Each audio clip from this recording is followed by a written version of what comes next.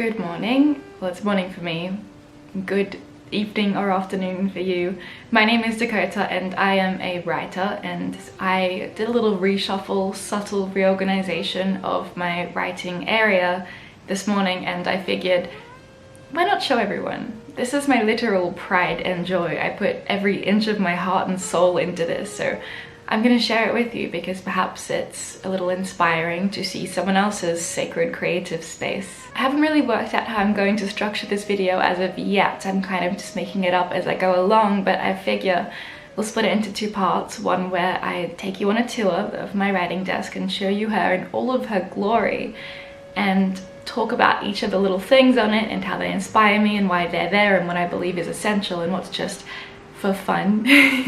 And then I'm going to do a little ramble on the importance of a creative space for me, the importance of a dedicated space to create from as an artist or a writer or whatever the hell you create. I have a lot to say about that actually, and I've been meaning to talk about it for a while, especially because I haven't always had the privilege of having a sacred space that I can create from in my own private area. And prior to having this space that I cherish with my entire being, I didn't realize the importance of said space. I'll talk about all that fun stuff soon, creative cycles and routines in my opinion on all of it, but first I'm sure you'd like to see the desk in itself, so without further ado, here is a desk tour. But before we jump into that, here is a quick word from today's wonderful sponsor, Squarespace. I've worked with Squarespace many times before and I love Squarespace because it is a platform that makes creating and maintaining websites simple and fun, which is perfect for passion projects turned professional. It's perfect for anything from online stores to blogs to things that are very helpful, and I'm in the midst of redesigning my own website. If you know me, you know that I am a perfectionist, much to my own detriment, but what I love about Squarespace is it makes this process so easy and I am in full control. The fluid engine design system from Squarespace means it's never been easier for you to unlock your creativity. I can play around with elements like email campaigns, member areas, appointments, custom merch. I could keep going. It's so simple and so worth it and so important when it comes to having a presence, and it's also just fun to design and play with. You can go to squarespace.com for a free trial, and when you're ready to launch your own website, go to squarespace.com/Dakota Warren and save 10%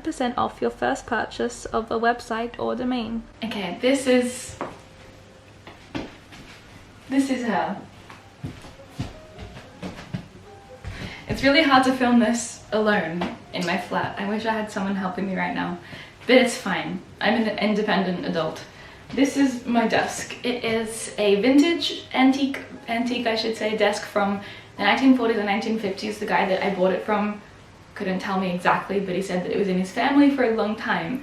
I got it from Marketplace for 30 quid, I believe. And the reason why it was so cheap is because the man A, just wanted to get rid of it, and B, he painted over it. As you can see, the casing's painted over.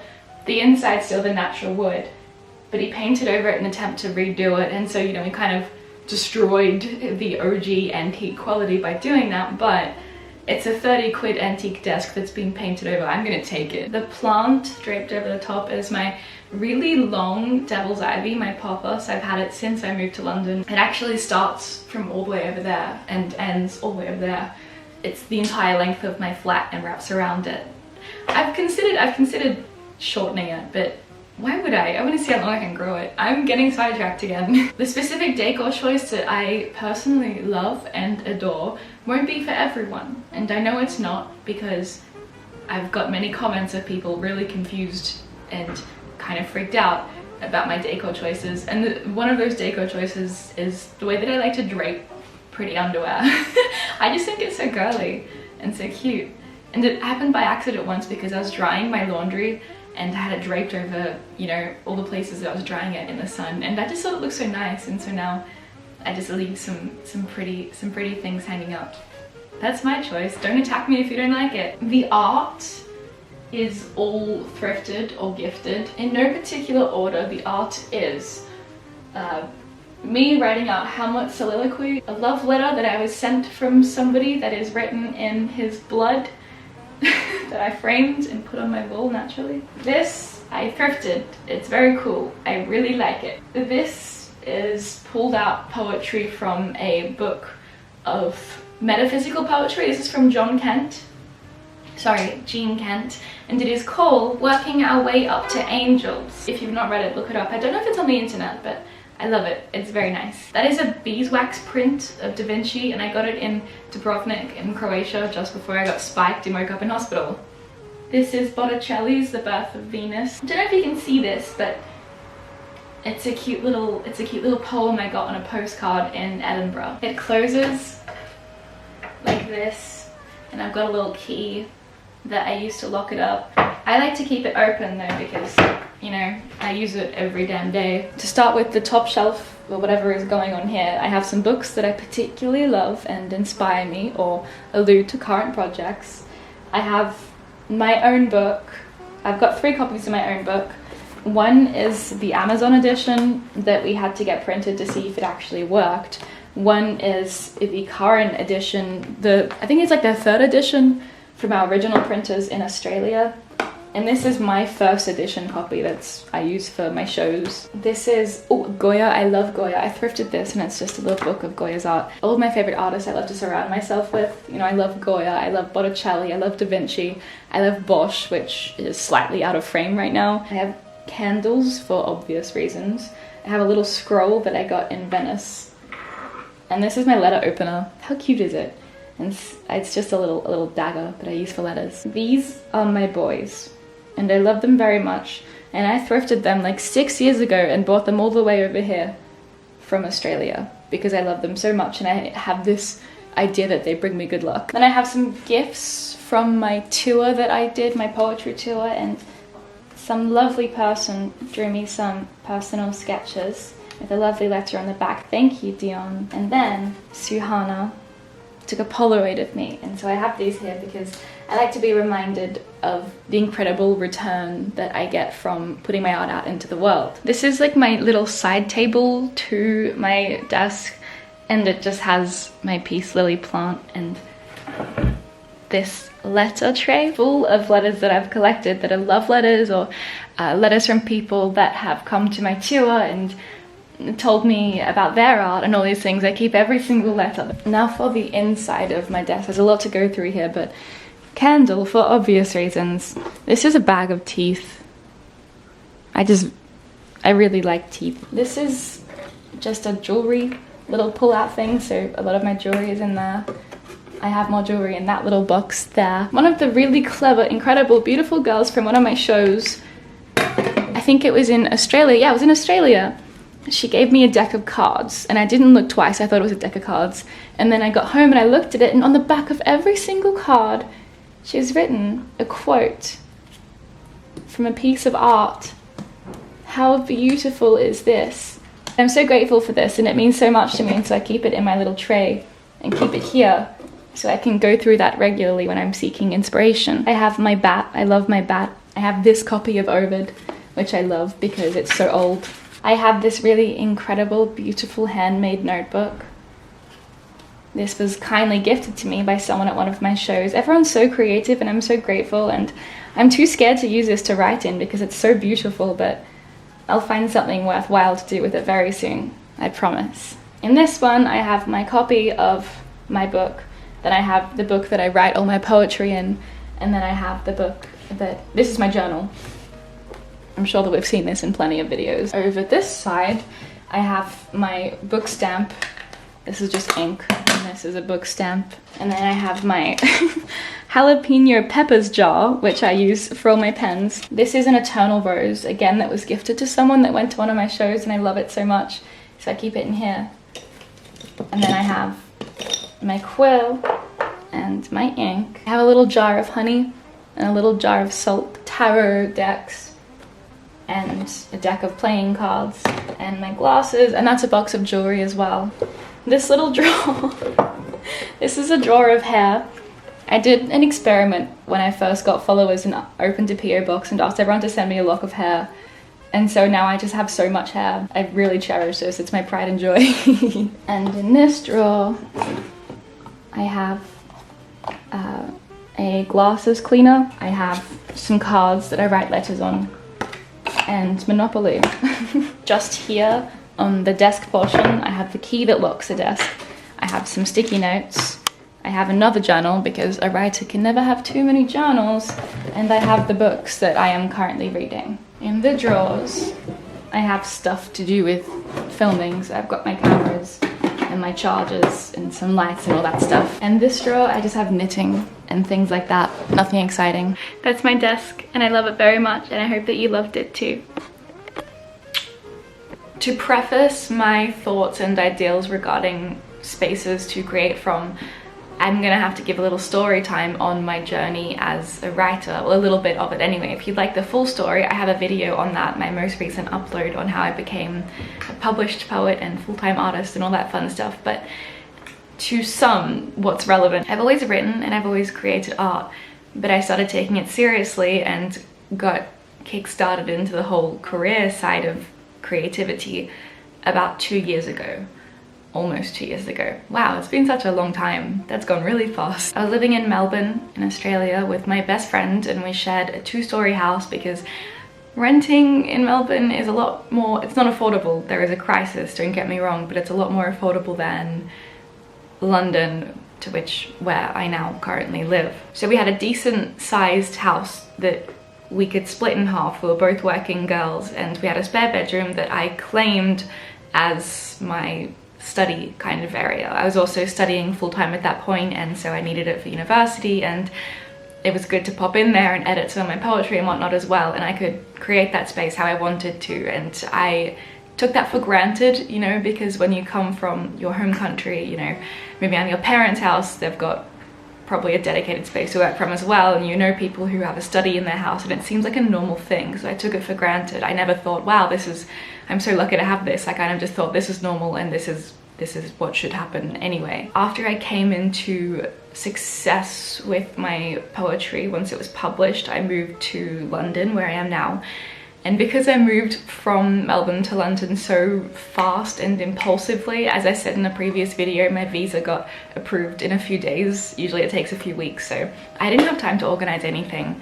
I just got on that flight and I got off the flight and stayed at a hotel while I was looking for somewhere to live. After a little while of searching, I did find a studio flat that I was able to rent and move into and was approved for, and I'm so lucky for that and I'm so grateful for that. I was in a position where I couldn't be picky and choosy, A, because I didn't have that much money, and B, because it's a rental crisis here, and C, because I didn't have much time. I couldn't keep staying at a hotel. To the first real estate agent to say yes to me after a viewing, I moved in.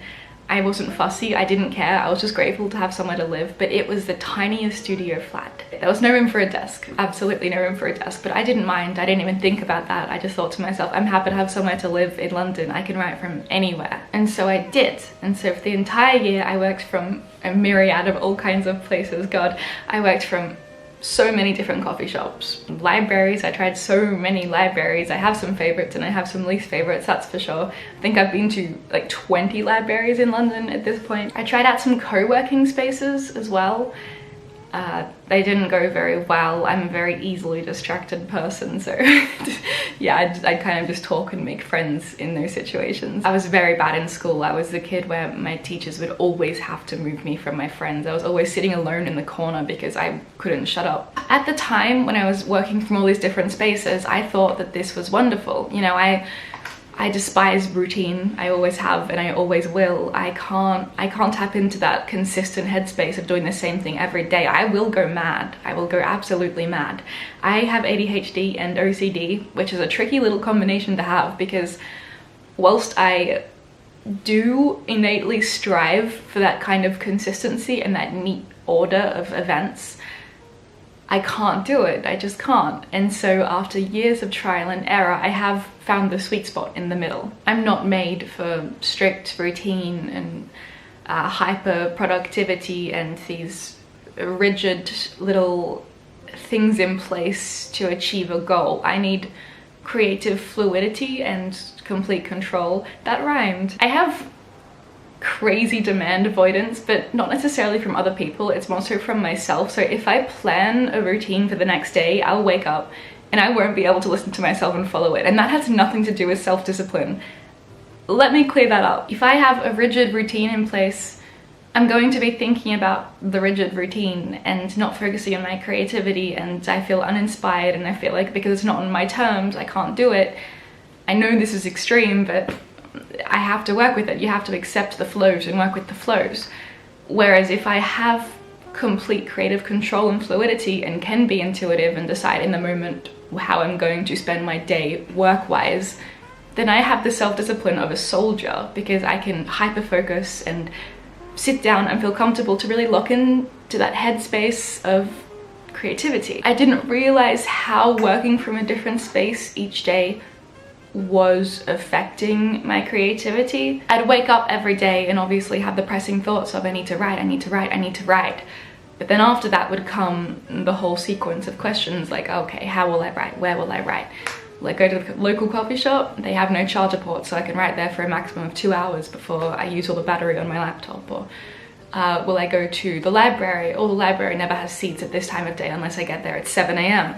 Or will I go to the co-working space? Oh, that's gonna take an hour to get the train, and it's summer, and all these kinds of things. Like, there's always an if and a but. Working on the novel as well, I really struggled because I kind of just completely stopped writing, if I'm honest, because the lack of consistency in every element of working on the novel, it got to me. It completely got to me. You know, I tried to work from bed, I tried to work from my dining room table so I wouldn't have to leave the house, but it's just not inspiring. It's not as inspiring as it could be in a space where it's dedicated to writing. I also think it's really important when working on a long-term project like a novel to have triggers that will help you drop into that headspace right away, so you can work on that day after day after day and drop right back into that mentality and that self-discipline from that same space that you left off. And that's not as easy as it is said than done.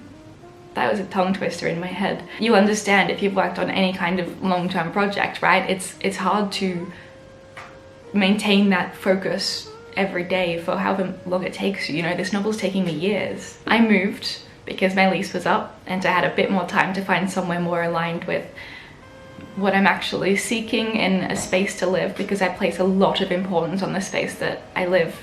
You know, it's sacred to you. And I now have the room for a desk, which I'm so impossibly grateful for. Having this dedicated space surrounded by things that I love and surrounded by Easter eggs that allude to an element of the project I'm working on, which I would love to explain to you, by the way, but obviously it's secret, so I'll tell you after. But it's one surefire way for me to drop right back into that headspace of this is what I'm working on, this is what I'm creating, and this is what I will be doing today. I don't know if my brain works the same as other people. You know, everyone's very different, but this is what works for me, and this is why it's so important to me. I get asked a lot as a full-time artist and writer how I stay creative all the time, because, you know, creative burnout is a thing and self-discipline is a thing, and, you know, I talk about this a lot as well, and that's that creativity is a cycle. It's not a constant thing. It does come in bouts, and we have to milk those bouts as we get them, and when we're not in those bouts, you have to work on other things that can help with the project, but not necessarily things that will be the star of the project. This is one of my surefire ways that I've worked out through much trial and error of being able to drop into that headspace of creating more constant than I usually do, at least. And that is just having a space, having a dedicated, sacred space that you have curated full of things that you love to work from. And, you know, my writing desk is tiny. It takes up this much of my flat, but that's all I need. And it's just full of, it's all the things that I love crammed into one space, and I'm so excited to sit down every single day, you know, whenever I want to, because I can't work from routine. But I just feel so good and so grateful and so happy and so proud of this space that I've created. For the record as well, some other methods that I use to drop into that creative headspace is music. I have playlists that I have dedicated to what I'm working on at the time, and when I didn't have a space to create from, I would listen to those playlists as I'd walk to a coffee shop or a library or whatever to create from, and that would definitely help. I also think it's really important to honor those creative cycles, and if you do get a sudden burst of creativity, slightly manic at like 3 a.m, I'm one of those people that says take advantage of that, work with that. And so the benefits of having a sacred space within your own private space to work from is you can get up at 3 a.m. and write. The amount of times that I've not been able to sleep and had an idea for my novel that I've just thought, okay, great, I'll walk 7 steps and do this, and I'm gonna thank myself for it later because this is a burst of creativity that I would have just slept off otherwise. As artists, I feel personally we are magicians, and the things that create and the things that we bring to life, it's art and it's magic and it's a ritual, and it's so important to have somewhere to perform this ritual from. A relevant book recommendation that I have to this entire video is called A Room of One's Own from Virginia Woolf, and I've spoken about this before, I think in like, it was one of my favorite reads of 2021, and so I have a video of my highlights of 2021, and that's a big book in it. Funny sentence. It's a collection of essays about the importance of having a space to write from as an artist, but specifically as a female artist, as a woman, and it goes into the politics of writing a lot and feminism and all those kinds of things. But one of the largest points of this book is the importance of having a space to write from, somewhere sacred for you. It's one of my favorite books, and I'm due for a reread actually. Remind me to reread that book.